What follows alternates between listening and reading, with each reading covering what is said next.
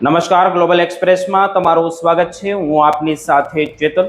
આજના અમેરિકાના તારીખ 10 માર્ચ 2026ના મુખ્ય સમાચારોની આપણે વાત કરીશું। અમેરિકામાં રહો છો, અમેરિકાના રોજના ગુજરાતીમાં અપડેટ જાણવા માટે ગ્લોબલ એક્સપ્રેસને સબસ્ક્રાઇબ કરવાનું ભૂલતા નહીં। આજના અમેરિકાના મુખ્ય સમાચારોની આપણે વાત કરીએ તો રક્ષક જ બન્યો ભક્ષક। કેલિફોર્નિયામાં ગુજરાતી ડેપ્યુટી શેરીફની ધરપકડથી સનસનાટી। સેક્સ્યુઅલ બેટરી અને ફોલ્સ ઇમ્પ્રિઝમેન્ટના ગંભીર આરોપોએ સમગ્ર અમેરિકાના ગુજરાતી સમાજને હચમચાવી દીધો છે। આ પછીના સમાચારોની આપણે આગળ વાત કરીએ તો અમેરિકામાં વસતા લાખો લોકો માટે સૌથી મોટા સમાચાર। શું તમને ખબર છે કે માર્ચ મહિનાનું તમારું સોશિયલ સિક્યુરિટી પેમેન્ટ કયા દિવસે જમા થશે? એસએસએએ જાહેર કરેલું નવું શેડ્યુલ અને પાત્રતાના જટિલ નિયમો તમારી ઊંઘ ઉડાવી શકે છે। 11 માર્ચે કોનું નસીબ ચમકશે અને કોને કેવી રાહત મળશે? ખાસ કરીને ભારતીય ઇમિગ્રેન્ટ્સ માટે 40 ક્રેડિટનો આંકડો કેમ જોખમી બની શકે છે? આ પછીના સમાચારોની આપણે આગળ વાત કરીએ તો શું ટ્રમ્પની એક જીદ દુનિયાને મોંઘવારીના મોંમાં ધકેલી દેશે? ઈરાન અને ઇઝરાયલ વચ્ચેનો જંગ હવે રણ મેદાન છોડીને તમારા રસોડા સુધી પણ પહોંચી ગયો છે। કાચા તેલના ભાવ $110 પાર અને પેટ્રોલ ડીઝલમાં ભડકો અને જે સમુદ્ર ધુની પર ઈરાનની પકડ શું ડોલરની બરબાદી કે બાદશાહી ખતમ કરી દેશે? જાપાનથી લઈને અમેરિકા સુધી શેર બજારમાં હાહાકાર કેમ છે અને શું આ માત્ર શરૂઆત છે કે કોઈ મોટી વિનાશની પૂર્વ તૈયારી? આ બધા જ સમાચારોની આપણે વિગતે ચર્ચા કરીએ। આપ જોતા રહો ગ્લોબલ એક્સપ્રેસ।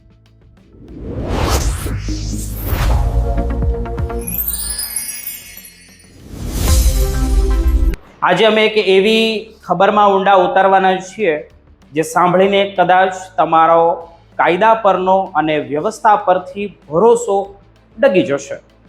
શું વર્દી પહેર્યા પછી માણસ પોતાની મર્યાદા ભૂલી જાય છે? આ સવાલ આજે એટલા માટે ગુંજી રહ્યો છે કારણ કે કેલિફોર્નિયાના રિવરસાઇડ કાઉન્ટીમાંથી એક એવા સમાચાર સામે આવ્યા છે જેમણે સમગ્ર ગુજરાતી સમાજ અમેરિકામાં વસતા દરેક ગુજરાતીને સ્તબ્ધ કરી દીધો છે। 29 વર્ષીય યશ પટેલ જે એક ડેપ્યુટી શેરીફ તરીકે ફરજ બજાવતો હતો તેની ધરપકડ કરવામાં આવી છે અને તેના પર આરોપ છે સેક્સ્યુઅલ બેટરી અને ફોલ્સ ના એટલે કે કોઈની લાજ લેવાનો પ્રયાસ અને તેને જબરદસ્તી ગોંધી રાખવાનો ગુનો। શું આ તે જ સુરક્ષા છે જેના માટે લોકો અમેરિકા જાય છે? ઝુરુપા વેલીના માર્ચ રોડ પર જ્યારે 1 માર્ચની સવારે પોલીસની ગાડીઓ પહોંચી ત્યારે કોઈને કલ્પના પણ નહોતી કરી કે જે અધિકારી કાલે ગુનેગારને પકડતો હતો તે આજે પોતે હથકડીઓમાં જકડાયેલો હશે। સોશિયલ ઇન્વેસ્ટિગેશન બ્યુરો દ્વારા કરવામાં આવેલી આ કાર્યવાહીમાં કોઈ સામાન્ય મામલો નથી। આ એક એવી તપાસ છે જે સીધી પોલીસ વિભાગની વિશ્વસનીયતા પર સવાલ ઉઠાવે છે। યશ પટેલે જે જુલાઈ 2021માં આ સરકારી સેવામાં જોડાયા હતા અને રોબર્ટ પ્રેસ્લી ડિટેન્શન સેન્ટર જેવી હાઈ સિક્યુરિટી જગ્યાએ તે લોકો કામ કરી ચૂક્યા હતા અને તેમને કદાચ એવું લાગ્યું હતું કે વર્દીનો પાવર તેમને કંઈ પણ કરવાની છૂટ આપે છે, પરંતુ કાયદાના હાથ લાંબા હોય છે અને તે જ્યારે પોતાના જ રક્ષક પર પડે છે ત્યારે તે વધુ કઠોર બની જાય છે। અત્યારે સૌથી મોટો સવાલ તો એ છે કે તે પીડિતા કોણ છે? પોલીસ વિભાગે પીડિતાની ઓળખ, તેના સંબંધો કે તેની ઉંમર વિશે મૌન સેવી લીધું છે। શું આ મૌન કોઈ મોટા સત્યને દબાવવાની કોશિશ છે કે પછી તપાસની કોઈ રણનીતિ? લોકો પૂછી રહ્યા છે કે શું આ પહેલી વાર હતું કે પછી યશ પટેલ અગાઉ પણ આવા કૃત્યો કરી ચૂક્યો છે? હાલમાં તો તેમને પેઇડ જે કંઈ પણ લીવ હોય તેની પર ઉતારી દેવામાં આવ્યો છે, પણ શું માત્ર રજા આપવી એ સજા છે? જેલના દસ્તાવેજો જણાવે છે કે યશ પટેલને સાઉથ વેસ્ટ ડિટેન્શન સેન્ટરમાં શિફ્ટ કરવામાં આવ્યો છે અને હવે બધી જ નજર 20મી એપ્રિલની તે કોર્ટે સુનાવણીની પર છે જ્યાં પાપનો ઘડો ફૂટશે।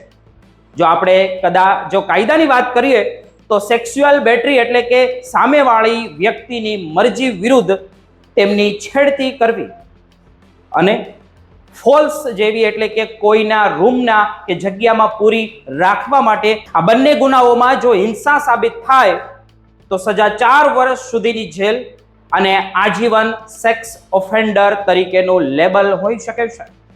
વિચારો, એકવાર જે યુવાન પોતાની કારકિર્દી બનાવવા માટે અમેરિકા ગયો હતો, તેના પરિવારે તેના પર ગર્વ કર્યો હશે, કદાચ કર્યો હોય, આજે તેનું નામ ગુનેગારોની યાદીમાં સૌથી ઉપર છે.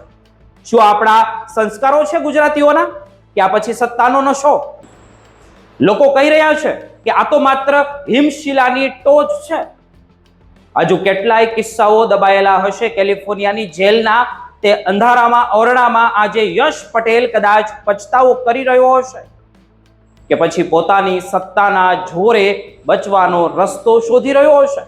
પરંતુ યાદ રાખજો, જ્યારે માસૂમોની ચીખ સંભળાય છે ત્યારે ઉપરવાળાની અદાલતમાં કોઈ વકીલ કામ કરતો જ નથી કે પછી આવતો પણ નથી. અમેરિકાની આ ધરપકડ માત્ર એક સમાચાર નથી, એ તમામ લોકો માટે ચેતવણી છે જેઓ માને છે કે વર્દી પહેરીને તેઓ ભગવાન બની ગયા. શું આ એકલા યશ પટેલની હાર છે કે આખા સિસ્ટમની? આ પ્રશ્નનો જવાબ આપણે શોધવો રહ્યો. 20 એપ્રિલે જ્યારે કોર્ટનો જે હથોડો ગુંજશે ત્યારે સત્ય બહાર આવશે જ. અમે આ મુદ્દાને છોડવાના નથી અને પીડિતોને ન્યાય મળે ત્યાં સુધી આ સવાલો ઉઠતા રહેશે અને વિડીયો બનતા રહેશે, કારણ કે સત્ય કહેવાની હિંમત જ અમારી તાકાત છે. જો તમને પણ લાગે કે આવા ગુનેગારોને પકડવામાં કડક સજા થવી જોઈએ તો આ વિડીયોને શેર કરજો. દરેક ગુજરાતીઓને, અમેરિકામાં રહેતા દરેક એનઆરઆઈ માટે આ સમાચાર જોવા ખૂબ જરૂરી છે.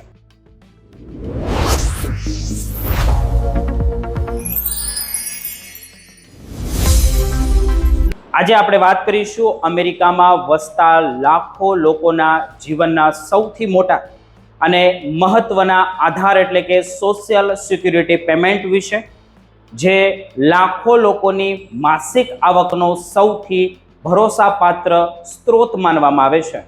અને અનેક નિવૃત્ત લોકો, વિકલાંગ વ્યક્તિઓ અને હયાત પરિવારના સભ્યો તેમના રોજબરોજના ખર્ચ જેવા કે ખોરાક, રહેઠાણ અને તબીબી જરૂરિયાત પૂરી કરવા માટે આ જ પેમેન્ટ પર સંપૂર્ણ રીતે અમેરિકાની અંદર દરેક એનઆરઆઈ નિર્ભર રહે છે. પરંતુ સૌથી મોટી મૂંઝવણ તો એ હોય છે કે દર મહિને આ પેમેન્ટ એક જ દિવસે આવતો નથી. તેનું આખું શેડ્યુલ સરકારી રીતે નક્કી કરવામાં આવે છે કે પછી નક્કી હોય છે અને લાભાર્થીઓની જન્મ તારીખ તેમજ પાત્રતાના નિયમના આધારે વહેંચવામાં આવે છે. આજે આપણે ખાસ રિપોર્ટમાં સમજીશું કે માર્ચ 2026નું સોશિયલ સિક્યુરિટી પેમેન્ટ શેડ્યુલ કેવી રીતે કામ કરે છે અને 11 માર્ચે કયા નસીબદાર લોકોને પેમેન્ટ મળવાનું છે તથા પાત્રતાના નવા નિયમો શું કહે છે અને ખાસ કરીને અમેરિકામાં રહેતા ભારતીયો કે ઇમિગ્રેન્ટ્સ માટે આ જટિલ સિસ્ટમને સમજવી કેમ અનિવાર્ય છે અને નવા નિયમો શું આવ્યા છે તે પણ સમજીશું. સોશિયલ સિક્યુરિટી પેમેન્ટનું તમામ સંચાલન સોશિયલ સિક્યુરિટી એડમિનિસ્ટ્રેશન એટલે કે SSA દ્વારા કરવામાં આવે છે. આ સરકારી એજન્સી રિટાયરમેન્ટ બેનિફિટ્સ અને ડિસેબિલિટી સપોર્ટ અને સર્વાઇવલ્સ બેનિફિટ્સ જેવા અનેક નાણાકીય કાર્યક્રમો ચલાવે છે. દર મહિને પાત્ર લાભાર્થીઓને પેમેન્ટ સીધા તેમના બેંક એકાઉન્ટ્સ અથવા તો પ્રીપેડ ડેબિટ કાર્ડ દ્વારા મોકલવામાં આવે છે. તેમનો મુખ્ય હેતુ એ છે કે લાભાર્થીઓને સમયસર અને નિયમિત આવક મળતી રહે, જેથી તેઓ જે પાયાની જીવન ખર્ચનો વ્યવસ્થિત રીતે સંચાલન પણ કરી શકે. હવે સૌથી મહત્વની વાત તો એ સમજવાની છે કે સોશિયલ સિક્યુરિટી પેમેન્ટનું શેડ્યુલ ક્યારેક આડેધડ કે પછી રેન્ડમ હોતું નથી. SSA દ્વારા તેને એક અત્યંત વ્યવસ્થિત અને સ્ટ્રક્ચર સિસ્ટમમાં ગોઠવવામાં આવ્યું છે, જેથી આખા દેશમાં પેમેન્ટ કોઈ પણ અડચણ વગર વહેંચી શકાય. આજે શેડ્યુલનો મુખ્ય પાયો લાભાર્થીઓની જન્મ તારીખ જ હોય છે, તેથી જ અલગ અલગ લોકોને મહિનાના અલગ અલગ બુધવારે પેમેન્ટની ચૂકવણી કરવામાં આવે છે. જે માર્ચ 2026ના પેમેન્ટ શેડ્યુલને વિગતવાર સમજવી એ જે લોકોની જન્મ તારીખ મહિનાની 1 થી 10 તારીખ વચ્ચે આવે છે તેમને પેમેન્ટ મહિનાના બીજા બુધવારે મળી જાય છે અથવા તો મળે છે. અને આ વખતે કેલેન્ડર મુજબ આ તારીખ 11 માર્ચ છે, એટલે કે આવતીકાલે, જો આજે તમે વિડીયો જોઈ રહ્યા છો તો. એટલે કે આ કેટેગરીમાં આવતા તમામ લાભાર્થીઓને પેમેન્ટ 11 માર્ચે મળવાની પૂરેપૂરી શક્યતાઓ છે. બીજી કેટેગરીમાં એવા લોકોને સમાવેશ થાય છે જેમની જન્મ તારીખ 11 થી 20 તારીખ વચ્ચે હોય છે. એસએસએના કડક નિયમો અનુસાર આ લાભાર્થીઓને પેમેન્ટ મહિનાના ત્રીજા બુધવારે આપવામાં આવે છે, જે માર્ચ 2026માં 18 માર્ચના રોજ આવશે. અને ત્રીજી કેટેગરી એવા લોકોની છે જેમની જન્મ તારીખ 21 થી લઈ 31 તારીખની વચ્ચે આવતી હોય. આ લાભાર્થીઓની માટે પેમેન્ટ ચોથા બુધવારે જાહેર કરવામાં આવે છે, જે આ મહિનાના શેડ્યુલના મુજબ 25 માર્ચે મોકલવામાં આવશે. પરંતુ 11 માર્ચની પેમેન્ટ ફક્ત જન્મ તારીખના નિયમો પર જ આધારિત નથી હોતું, એ સમજવું ખૂબ જરૂરી છે દરેક એનઆરઆઈ માટે. એસએસએની જે માર્ગદર્શિકા મુજબ 2 ખાસ કેટેગરી એવી પણ હોય છે જેમને અલગ રીતે પેમેન્ટ મળી શકે. જેમાં પહેલી કેટેગરી એવા લોકોની છે જેમણે મે 1997 પહેલા સોશિયલ સિક્યુરિટી બેનિફિટ્સ લેવાનું શરૂ કરી દીધું હતું અને તેમને લોંગ ટર્મ બેનિફિશિયરી માનવામાં આવે છે. આવા લાભાર્થીઓને કેટલીક વાર જે જૂની સિસ્ટમ મુજબ જ અલગ અલગ પેમેન્ટ શેડ્યુલ પર લાભ મળતો રહે છે. બીજી કેટેગરી જે બેનિફિશિયરી છે, એટલે કે જેમને કંડક્ટર બેનિફિશિયરી કહેવાય છે, આવા લોકો એ છે કે જેમને સોશિયલ સિક્યુરિટીની સાથે સાથે સપ્લિમેન્ટ સિક્યુરિટી ઇન્કમ એટલે કે SSI પણ મળે છે. જ્યારે કોઈ વ્યક્તિ બંને પ્રોગ્રામમાંથી લાભ લે છે ત્યારે તેની જે પેમેન્ટ ટાઈમિંગ સામાન્ય શેડ્યુલથી અલગ હોઈ શકે. અને એ પણ સમજવું જરૂરી છે કે પેમેન્ટની રકમ આખા અમેરિકામાં એક સરખી હોતી નથી. ન્યૂ જર્સી અને મેરીલેન્ડ જેવા રાજ્યોમાં સરેરાશ પેમેન્ટ વધારે જોવા મળે છે. ખાસ કરીને અમેરિકામાં કામ કરતા ભારતીયોએ આ સિસ્ટમમાં 40 વર્ક ક્રેડિટ પૂરા કરવા પડે જ છે, જે લગભગ 10 વર્ષના કામ બરાબર છે. તેથી ભવિષ્ય સુરક્ષિત કરવા માટે આ આંકડાઓ સમજવા ખૂબ જરૂરી છે. લાભાર્થીઓએ હંમેશા પોતાનું SSA એકાઉન્ટ અપડેટ રાખવું ખૂબ જરૂરી હોય છે.